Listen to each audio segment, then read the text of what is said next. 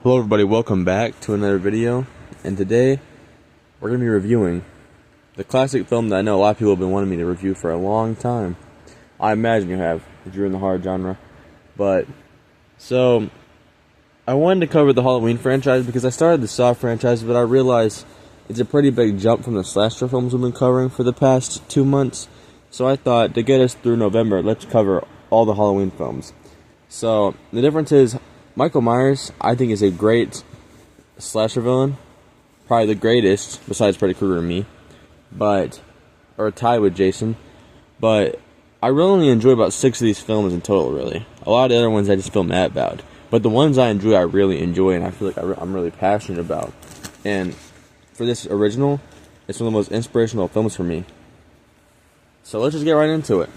So, John Carpenter's Halloween is one of the cheapest, but lowest budgeted horror films that really made a big success. And in order to talk about the script, you have to thank Deborah Hill and John Carpenter for. Haddonfield, Illinois, where it's supposed to take place, is based off Deborah Hill's hometown of Haddonfield, New Jersey. Which is why I've heard people who live there kind of brag about it. It's one of the most iconic horror locations of all time. So you have the right to. And the budget, which is extremely cheap for back then, but I imagine more nowadays, was $325,000. Which is just, I can't imagine. I could not imagine. And the success this thing had, initially, around that time, it was given more. Some critics disliked it, but it kind of they gave it a reevaluation, and they really enjoyed it. And this film, I couldn't imagine anybody disliking, because it really is that quintessential Halloween night film. Which, it's not my personal favorite in the franchise, but overall this is the best in this. And the amount of horror films that I love that was inspired by this one, that were inspired by this one, are numerous. Obviously, Friday the 13th, in a lot of ways, was inspired by this a ton. The only difference with that is you go to the villain, or you go to the evil, and the evil doesn't come to you. And how this film really works to me is how Haddonfield feels like a town you could be in. It feels like your town, sorta. How the shape would come to your town one night. And that's really what works for this one a lot. As we get through more sequels, I like the familial aspect, sorta, with Laurie being his sister. But at the same time, in this original one, there's no reason why Michael Myers is going for these teens. And that makes it so much more scary and effective, because if he's coming for them, he could come for you. That's the feeling. If there was this shape out there, he's coming for these people. One could come to your town anyway. And that's the whole idea. Michael Myers isn't really a person as so much as he's basically evil personified. Donald Pleasence is Sam Loomis, who is one of them, if not my favorite character in this whole franchise. He says he was simply evil. There was nothing really there.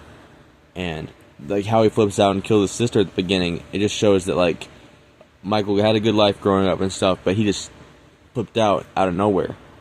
And that's what's scary about this shape. He is evil. He's not really a man or a person. He's not a man. He doesn't have personality. So he's just this emotionless, evil killing machine. And that really works in this movie's favor, because there's no rhyme or reason why he's going after Laurie or going after Annie or any other characters.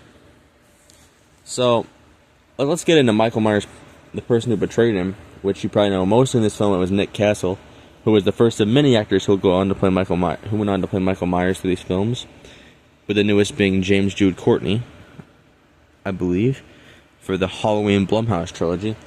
And then Tony Monac, he played him the unmasked Michael Myers, which I know a lot of people thought Michael had a face deformity, but I believe that's only because Laurie stabbed him near the eye with the coat hanger earlier, so it wasn't just the way it looks nowadays in 4K or something. It looks like that when it's in modern camera or HD. So, but Tony played him unmasked, and Will Sandon played the young Michael Myers we see when his parents unmask him after he's killed Judith, his sister. And Tommy Lee Wallace, who went on to direct the It miniseries, I believe, and also directed Halloween 3 Season of the Witch. He played Michael Myers in some stunt scenes.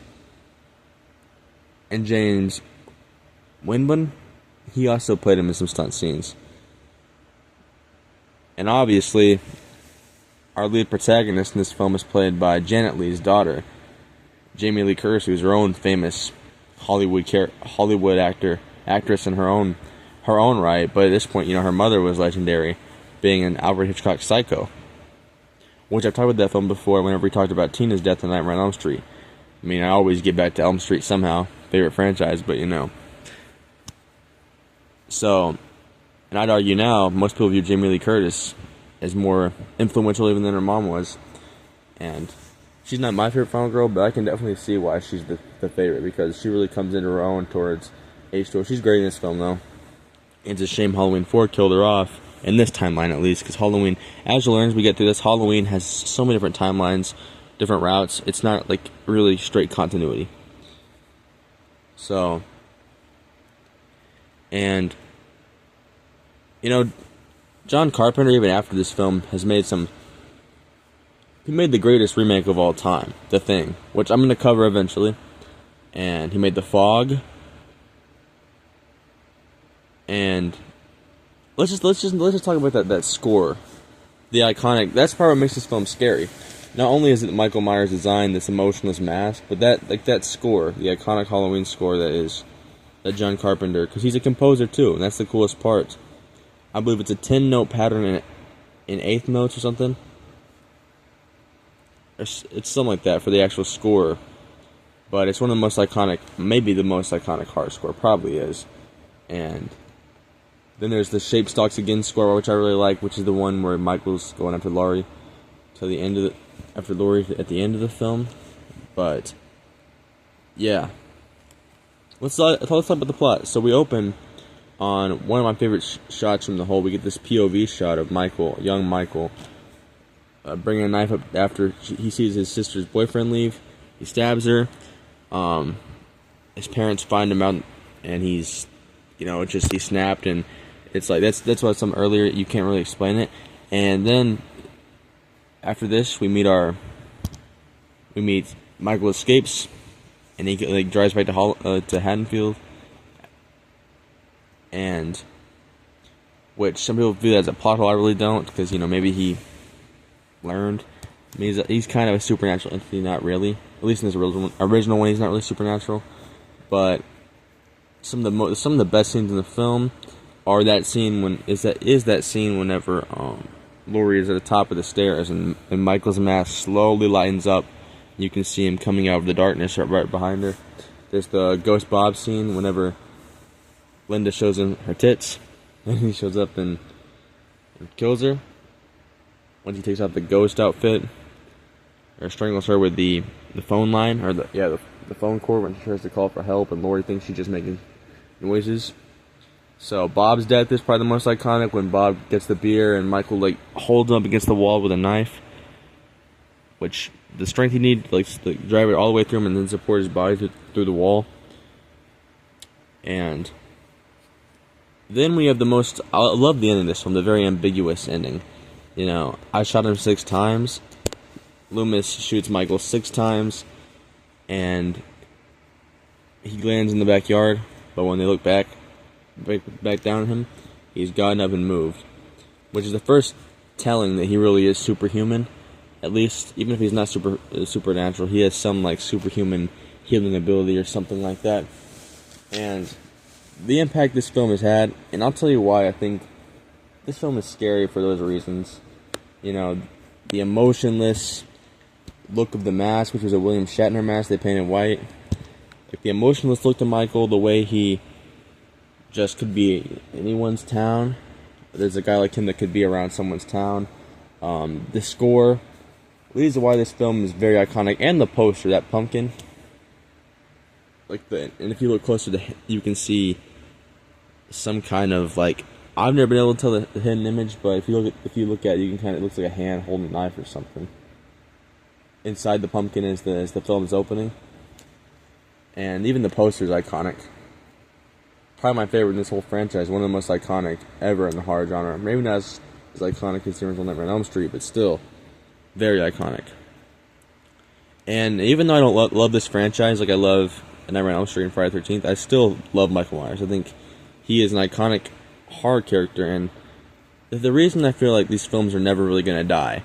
The thing with the problem is whenever Nightmare on Elm Street, they're not going to die either. People are still going to watch those, but obviously it's going to be hard. I hope they try, because personally I don't think they're ever going to beat Robert Englund, but if you try it, and actually make sure that, like, you're never going to live up to it, but you can try to do something that's pretty good too and make a new portrayal of Freddy. But the thing with Michael is you don't have to worry about that, because Michael, just put a new mask on him and you can make a whole new timeline. I believe there's 4 or 5 different timelines throughout this whole franchise we'll discover. This is the first timeline, and then even, I think the first film to actually break the timeline is Halloween 3: Season of the Witch, which we'll cover in 2 weeks. But, because I think it's the first timeline, which is like the Cult of Thorn timeline, is Halloween 1, 2, 4, 5, and 6. Then there's the H2O timeline, which is Halloween 1, 2, H2O, and Resurrection. Then Halloween Season of the Witch is in its own universe, so that's technically just a one film standalone. And then the remakes, the Rob Zombie films, which I think are a little decent. Those are, I don't enjoy them, but they're decent. Those are basically their own timeline. And then the new trilogy, which is basically its own timeline because it ignores everything after Halloween 1 because it's a legacy sequel. So those 4 films, basically.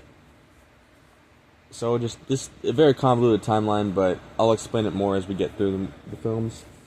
And I think after Halloween 4, I enjoy H2O. So I won't say I don't enjoy any after Halloween 4, but I think the first 4, in my opinion, those are the ones I think I'd watch the most, honestly. Because 3 gives you some diversity. I do love 4, because there's just something about horror films with being the 4th in the franchise. Like, I love Nightmare on Elm Street 4. I love Halloween 4. Plus, 88 was a great year for horror.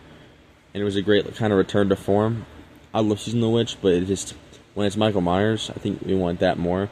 But still, it's a great film. If you look at it, especially not from a Halloween lens, as its own standalone thing, great film, Season of the Witches. But I'm excited to talk about more of these sequels with you guys. I personally love Halloween 2, the next film. And it's, a lot of times I'll watch this one and that one together, sort of. Like, it's a one big story. Like, kind of how I talked about how I watch Dream Warriors and Dream Master together in one big story kind of thing. So I'll explain that when I get to it. But it's a joy to finally cover Michael Myers. Now we have reviews out about Freddy Krueger, Jason Voorhees, and now Michael Myers, the big 3. And next series is going to be Scream in November or December, whenever we get to that. Because this will probably take us to the first week of November, because there's 13 films in this franchise, and one review a week for 13 weeks. So, until the next one, I love you guys. Take care. Stay blessed. Christ loves you. I love you. And I will see you in the next one.